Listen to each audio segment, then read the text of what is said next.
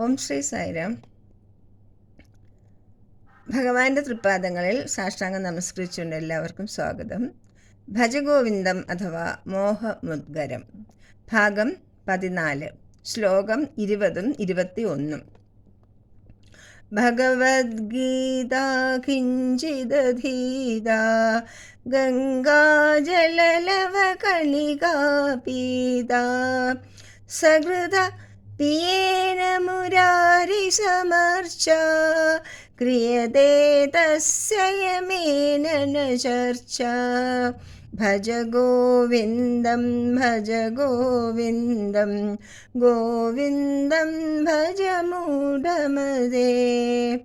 കിഞ്ചിദധീത കുറച്ചെങ്കിലും, ജലലവ കണിക ജലത്തിൻ്റെ ഒരു ചെറിയ കണികയെങ്കിലും, സകൃതപി മുരാരി സമർച്ച ഈശ്വരനെ ഒരിക്കലെങ്കിലും വേണ്ട വിധം അർച്ചിക്കുകയോ, ഏന ആരോ, തസ്യ യമേന ന ചർച്ച അയാളെപ്പറ്റി യമന് ഒന്നും പറയാനില്ല.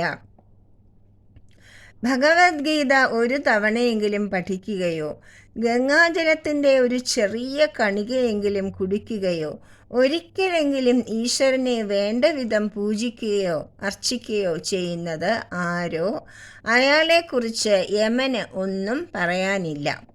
അതായത് ഭഗവത്ഗീത സ്വാധ്യായം, ഗംഗാജലപാനം, ഇഷ്ടദേവതോപാസന എന്നിങ്ങനെ ആത്മവികാസനത്തിന് 3 മുഖ്യ സാധനങ്ങളാണ് ഇവിടെ ആചാര്യസ്വാമികൾ പ്രതിപാദിച്ചിരിക്കുന്നത്. ഭഗവത്ഗീത ഉപനിഷത്തുകളുടെ സാരസംഗ്രഹമാണ്. മനുഷ്യൻ്റെ ജീവിത ലക്ഷ്യവും അത് നേടാനുള്ള ഉപായവും ഈ ഗ്രന്ഥത്തിൽ വിസ്തരിച്ച് പ്രതിപാദിച്ചിരിക്കുന്നു.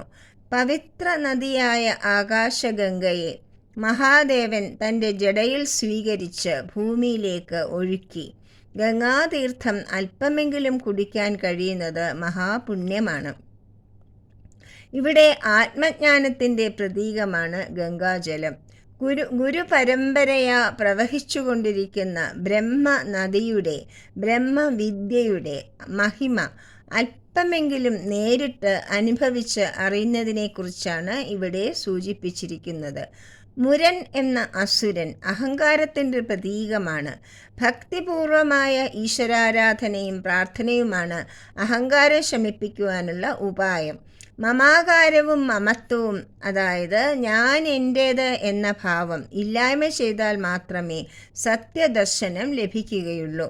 തന്നിൽ കുടികൊള്ളുന്ന ചൈതന്യം തന്നെയാണ് എല്ലാവരിലും കുടികൊള്ളുന്നത് എന്ന ബോധമാണ് സത്യദർശനം. ആത്മീയ ശാസ്ത്ര പഠനം, ലക്ഷ്യബോധം, സാധന ഇവ മരണഭയത്തെ ഇല്ലാതെയാക്കുന്നു. അതാണ് യമന് ചർച്ചയൊന്നും ചെയ്യാനില്ല എന്ന് പറഞ്ഞതിൻ്റെ അർത്ഥം. ഹൈന്ദവ ശാസ്ത്രങ്ങളിൽ മൃത്യുദേവന് യമൻ അഥവാ വ്യവസ്ഥാപകൻ എന്ന പേര് നൽകിയിരിക്കുന്നത് അർത്ഥവത്താണ്. പരിണാമം അഥവാ മാറ്റം മരണത്തിൻ്റെ അധീനതയിലാണ്. ശരീരം, മനസ്സ്, ബുദ്ധി തുടങ്ങിയ എല്ലാ കാര്യങ്ങളും, നമ്മുടെ എല്ലാ ഉപാധികളും, അതിനെല്ലാത്തിനും മാറ്റം സംഭവിക്കുന്നു. അവയിൽ അഭിമാനിക്കുന്ന ജീവൻ മൃത്യുവിന് വിധേയനാണ്. ആധ്യാത്മിക സാധനകളിലൂടെ ഈ ഉപാധികൾക്ക് അതീതമായ ഒരു സ്ഥാനം പ്രാപിക്കുന്ന സാധകന് പരിണാമത്തിൽ നിന്നും മുക്തനായി അമൃതനായി തീരുവാൻ സാധിക്കുന്നു. ആ പരമപദവിയിലെത്തിയ സിദ്ധന് മരണചിന്തയോ മരണഭീതിയോ ഇല്ല. അതായത് യമൻ പോലും അയാളെക്കുറിച്ചൊന്നും മിണ്ടില്ല എന്നാണ് ഈ പദ്യത്തിൽ സൂചിപ്പിച്ചിരിക്കുന്നത്. അതായത് ഒരു സാധകന് ഭഗവത് പ്രാപ്തിയാണ് പ്രാധാന്യം. ശരീരത്തിന് പ്രാധാന്യം കൊടുക്കാതെ ആത്മസാക്ഷാത്കാരത്തിന് വേണ്ടി പ്രവർത്തിക്കുന്ന ഒരു സാധകന് ഭയലേശം മരണത്തെക്കുറിച്ച് ഉണ്ടാവുകയില്ല എന്നാണ് ഇവിടെ പറയുന്നത്. ഈ ശ്ലോകത്തിൻ്റെ കർത്താവ് ആനന്ദഗിരി എന്ന ശിഷ്യനാണെന്നാണ് കരുതപ്പെടുന്നത്. ശ്ലോകം 21. പുനരപി ജനനം പുനരപി മരണം പുനരപി ജനനീ ജഠരേ ശയനം ഇഹ സംസാരേ ബഹുദുസ്താരേ കൃപയാ പാരേ പാവനാത്മനഃ പാഹി മുരാരേ. ഭജ ഗോവിന്ദം ഭജ ഗോവിന്ദം ഗോവിന്ദം ഭജ മൂഢമതേ. പുനരഭി ജനനം പുനരഭി മരണം. ജനന മരണ ചക്രം, അതിനെപ്പറ്റിയാണ് ഇവിടെ പറയുന്നത്. വീണ്ടും വീണ്ടും ജനിക്കുക, വീണ്ടും വീണ്ടും മരിക്കുക, പിന്നെയും ജനിക്കുക. ജനനീ ജഠരേ ശയനം, അതായത് അമ്മയുടെ ഗർഭത്തിൽ കിടക്കുക. ഇഹ സംസാരേ, ഈ സംസാരത്തിൽ, അതായത് ഈ ഭൗതിക ലോകത്തിൽ, ഭൗതിക ജീവിതത്തിൽ. ബഹുദുസ്താരേ, ഇത് കടക്കുവാൻ വളരെ വിഷമമേറിയതാണ്.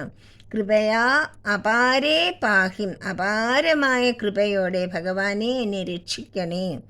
മനുഷ്യന് വീണ്ടും വീണ്ടും മാതൃഗർഭത്തിൽ ശയിക്കുകയും ജനന മരണ ചക്രത്തിൽപ്പെട്ട് ഉഴലുകയും ചെയ്യേണ്ടി വരുന്നു. ഈ സംസാര സാഗരം താണ്ടുക എന്നത് അതികഠിനം തന്നെയാണ്. അല്ലയോ മുരാരേ, മുരനെന്ന അസുരനെ വധിച്ച ഭഗവാനെ, സംസാര സാഗരത്തിൽപ്പെട്ട് ഉഴലുന്ന എന്നെ സീമാതീതമായ കാരുണ്യത്തോടുകൂടി രക്ഷിക്കണേ എന്നാണ് ഇവിടെ പ്രാർത്ഥിക്കുന്നത്. ജനിക്കുമ്പോഴും ജീവിച്ചിരിക്കുമ്പോഴും മരിക്കുമ്പോഴും മനുഷ്യൻ കരയുന്നു. ഇന്ദ്രിയങ്ങളെയും മനസ്സിനെയും നിയന്ത്രിക്കാതെ മനുഷ്യന് മോചനമില്ല. പാമ്പിനെ കൊല്ലാൻ പാമ്പിൻ്റെ പുറ്റിൽ അടിച്ചാൽ പോരാ, പാമ്പിനെ തന്നെ അടിക്കണം. ശരീരമാകുന്ന പാമ്പിൻ പുറ്റിലെ പാമ്പുകൾ ആഗ്രഹങ്ങളാണ്. ശരീരത്തെ ദണ്ഡിപ്പിച്ചതുകൊണ്ട് ആഗ്രഹങ്ങൾക്ക് നാശമുണ്ടാകുന്നില്ല, അറുതിയുണ്ടാകുന്നില്ല. അതുകൊണ്ട് ആഗ്രഹങ്ങളെയാണ് ത്യജിക്കുകയോ അതിനെ പരിധി വയ്ക്കുകയോ ചെയ്യേണ്ടത്. കാലചക്രത്തിൻ്റെ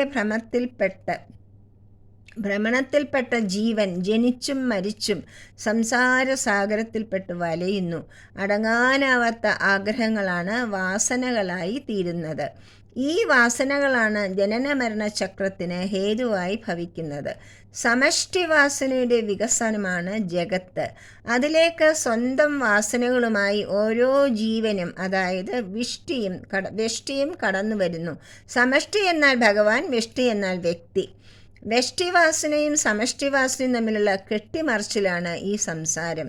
സഹജവാസനയ്ക്ക് അനുയോജ്യമായി ജീവിക്കുക, അഹന്താ മമതകൾ വെടിഞ്ഞ് ആത്മാർപ്പണ ഭാവത്തോടെ നിഷ്കാർമ്മ കർമ്മം ചെയ്യുക, പുതിയ വാസനകൾ ജനിക്കാൻ ഇടയാകാതെ പഴയ വാസനകൾ നിശേഷം തീർക്കുക. ഇതത്രേ ശരിയായ ജീവിതക്രമം.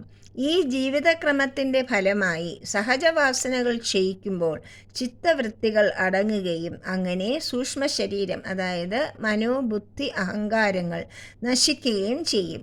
അപ്പോൾ ആത്മാനുഭൂതി ഉണ്ടാകുന്നു, അതായത് പരമേഷ്ടിയുമായി ലഭിക്കുന്നു. പരമേഷ്ടി ഭഗവാൻ, സമഷ്ടി പ്രകൃതി, വ്യഷ്ടി വ്യക്തി.